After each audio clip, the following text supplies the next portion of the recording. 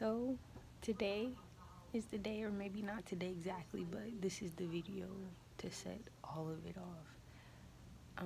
For a long time, I've been withholding videos that I started recording, documenting my journey through being depressed, and I'm still somewhat like recovering from that, but I'm more so in a okay, who am I phase.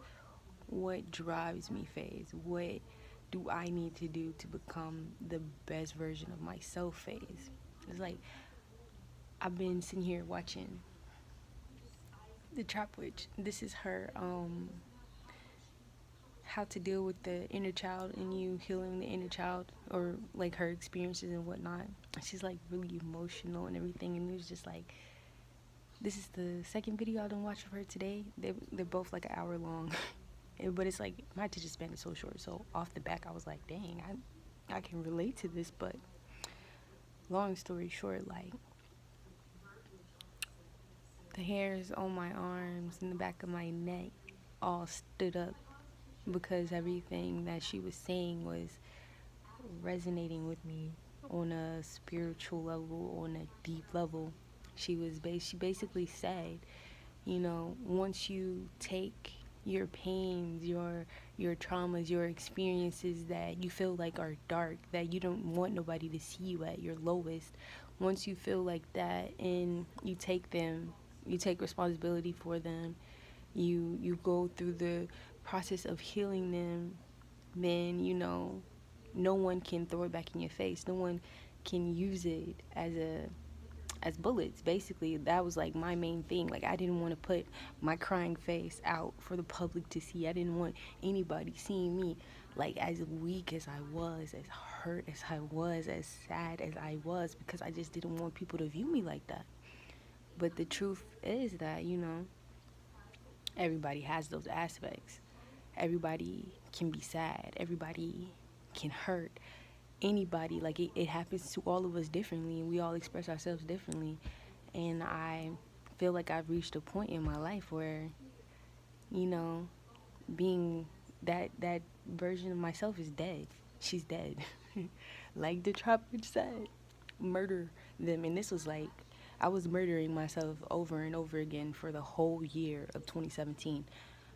Fall 2016 is when my like everything started to pick up. School got more intense, living situation, I was thrusted into a few different places. I was in a relationship with someone who I thought, I was like really happy with, but it was just it really kind of I felt like I was like a caretaker above all else. Not even like on a spouse level, but all of that started in fall of 2016. And 2017 I went on this like downfall. I started failing all my classes. I was like a sophomore. Well, I didn't. Well, yeah, I started failing spring semester, my last semester of my sophomore year.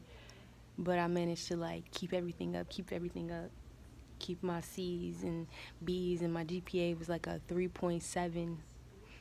And then I tried to keep everything up, keep working. I tried to stay in school, but then like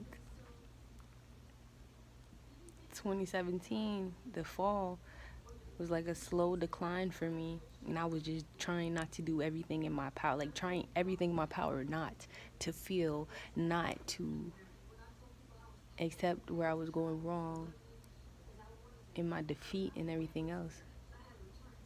But it hit me hard. Fall of 2017 especially. I had to, like, everything was going okay. I wouldn't even say the greatest. Like, I had everything that I need to be successful. But then financially, everything took a decline because I had to spend more time in school, and I didn't properly prepare myself financially for this situation. And I was very headstrong. I didn't want help. I would take help, but I didn't want anybody to take care of me 100% because it was just like, I need to be able to take care of myself. I want to be on my own. I want to do it on my own. And that was just like how I was, because I seen the handouts and the help that, you know, people would have to go through and it would come back to bite them. And I wanted to be independent all around.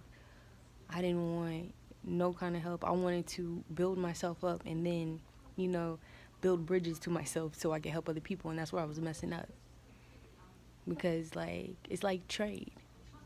The law of exchange, you gotta give some and get some. You can't just give some and refuse to get some. I was giving a whole lot and refusing to take anything back because that was the type of person I was. But now, like, I'm all about the reciprocation, whether it be your actions, whether it be, you know, what I'm doing for you, you do for me. Like, if you don't, I'm out. But that fall, I tried to, you know, do the education program. Like, I was die hard about being a special needs teacher. I was trying to do everything in my power. Like, it was a really great experience. I give it that, but it's just something in me broke. I couldn't type papers anymore. I didn't want to participate in discussions. I started to feel isolated from myself, my classmates, the person I was with at the time. I started withdrawing from a lot of things that I like to do. I was still trying to model. I was still trying to paint and draw, but none of that came into fruition. It turned into me just becoming dead weight in a space.